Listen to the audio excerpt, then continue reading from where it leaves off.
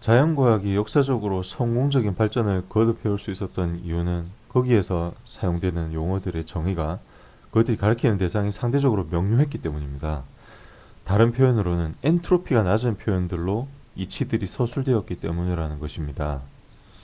이것은 언어기호를 매개로 발화자 또는 사상의 구축자에게서 전달받은 수용자의 머릿속에서 널 포인터 익셉션이 다른 영역의 학문에 비해서 상대적으로 적게 발생하기 때문이라고 바꿔서 표현할 수 있습니다. 근데 여기서 널 포인터 익셉션이라는 게 뭘까요? 아마도 개발자분들이라면 이 개념에 익숙하실 겁니다.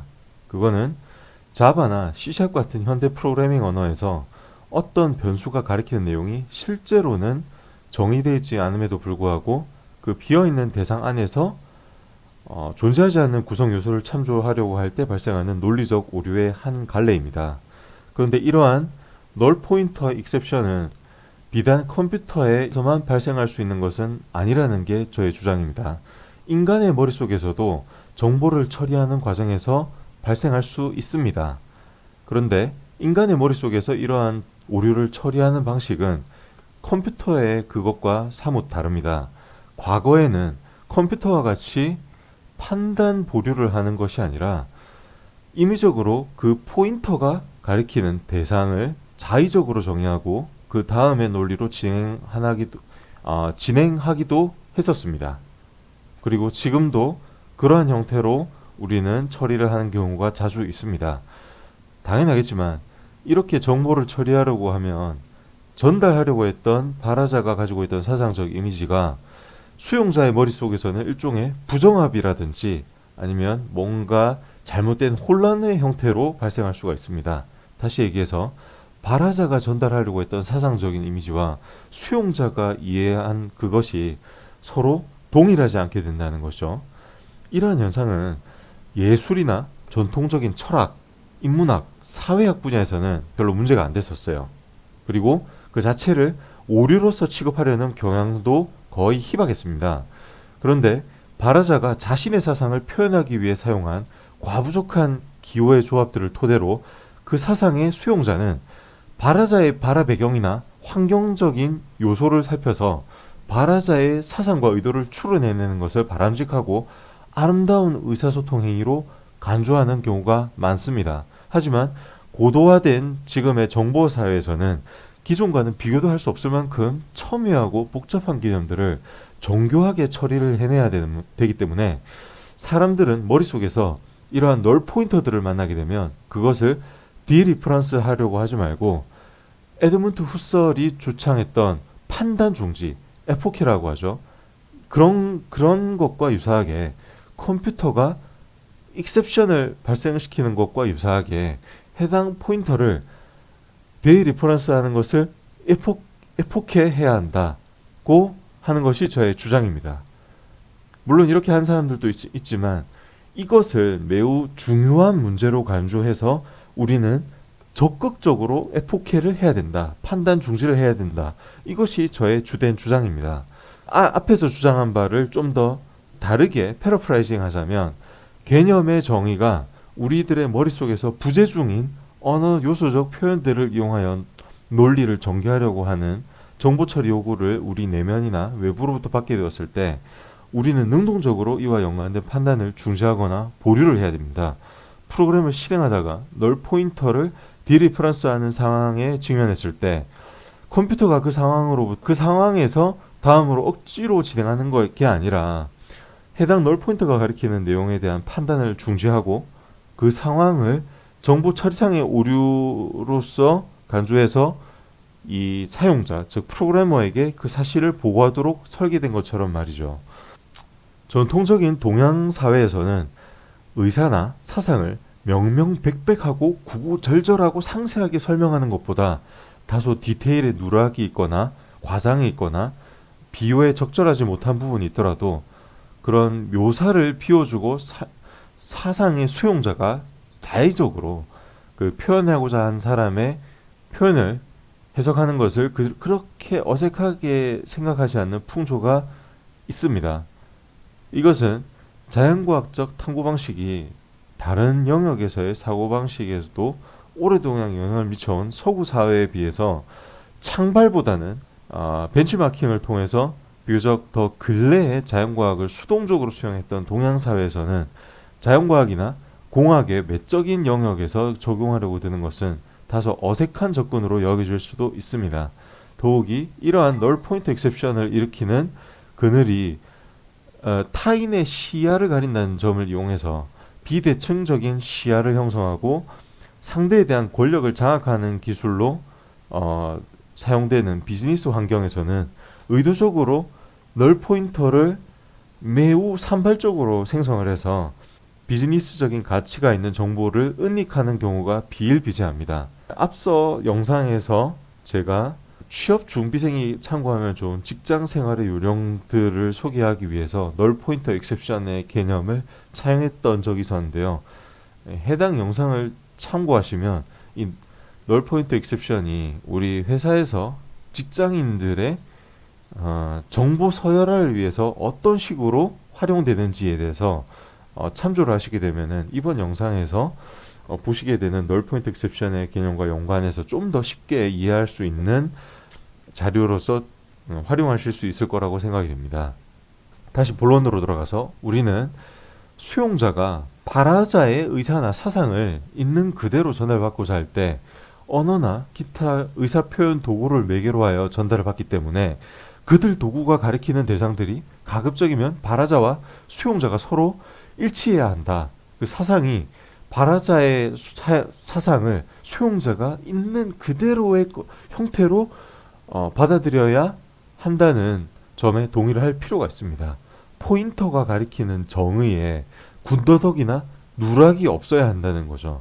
만약에 인간의 머릿속에 있는 사상이나 심상을 언어를 통하지 않고 타인에게 있는 그대로 전달할 수 있는 기술이 만약에 등장한다면 일종의 뇌파 통신 기술이라고 할 수 있을까요? 그런 식의 기술이 등장을 하게 된다면 인류 초기에 종교 창시자나 철학 사조의 창시자들의 사상이 아무런 왜곡이나 날조나 군더더기나 누락이 없이 온전하게 모든 사람들에게 동일하게 지각되게 될 수 있겠죠.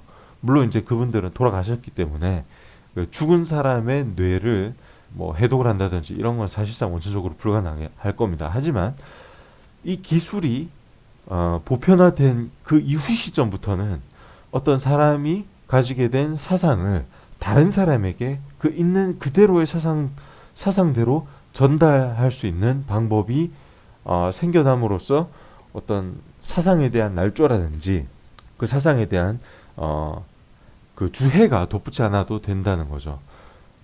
하지만 애석하게도 아직까지는 언어라든지 영상이라든지 인간이 표현할 수 있는 기호적인 도구들을 통해서만 자신의 심상이나 사상이 표현되어질 수가 있기 때문에 개인이 발상한 사상이나 심상을 덧붙임이나 뺨, 그러니까 가감을 최소화해서 타인에게 전달하고자 한다면 다음과 같은 조건이 전제가 이루어져야 됩니다.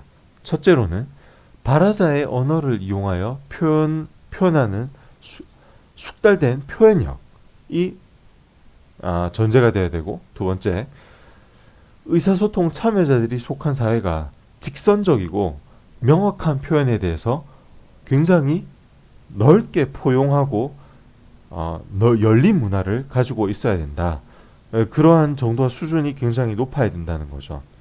단적인 예를 들어서 1990년대 미국과 한국의 문화를 비교해 보도록 하겠습니다. 미국에서는 90년대 중반 무렵부터 프렌즈라는 아주 인기가 많은 드라마가 있었죠.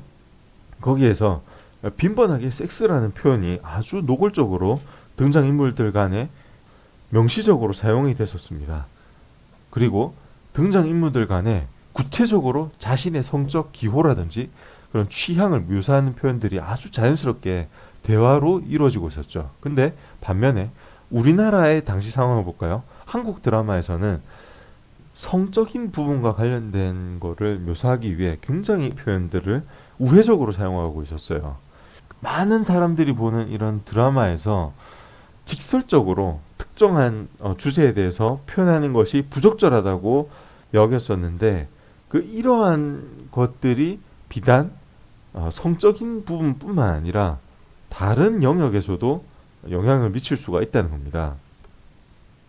또한 사상이나 심상을 받아들이고 싶어하는 수용자가 발화자의 뜻을 언어나 기타 표현을 통해서 수용하는 능력과 수용 과정에서 얼마나 상호작용을 하면서 발화자에게 자신의 머릿속에 그려지고 있는 상대방의 사상이 널 포인터 익셉션이 없게끔, 그러니까 널 포인터가 만약에 머릿속에 생겼다고 했을 적에 이 부분에 대해서 자신의 수용 과정을 중지를 하고 그 부분에서 판단 중지를 하는 거죠. 에포키를 하는 겁니다. 그리고 익셉션이 일어났다는 거를 그 발화자에게 알리는 겁니다. 그렇게 해서 질문을 하고 자기가 모르는 부분을 질문을 하고 그 모르는 부분에 대한 정의를 그 사상의 표현자로부터 획득을 해내는 그런 능력이 있는지의 여부, 이런 것도 사상의 전달 과정에서의 누락이나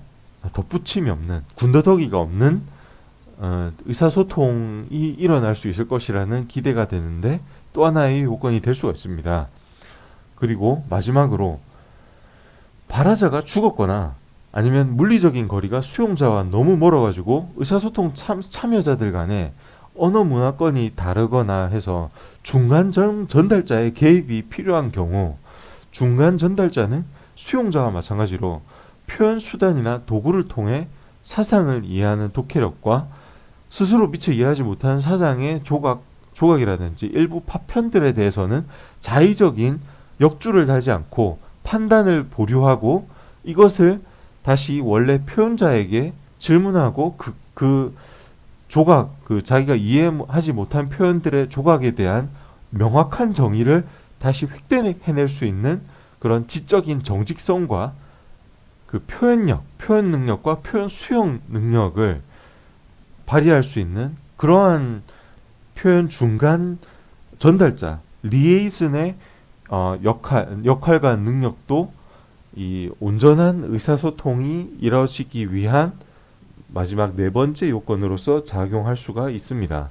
하지만 이런 전제 조건들이 모두 충족되면서 소통이 이루어지기를 기대하기란 사실상 현실적으로 매우 어렵습니다. 그렇기 때문에 과거의 문학, 역사, 철학 등의 학문 영역들은 과학적으로 취급하기가 난해한 거죠. 또한 교육 분야에서도 이러한 내용이 문제가 될 수가 있습니다.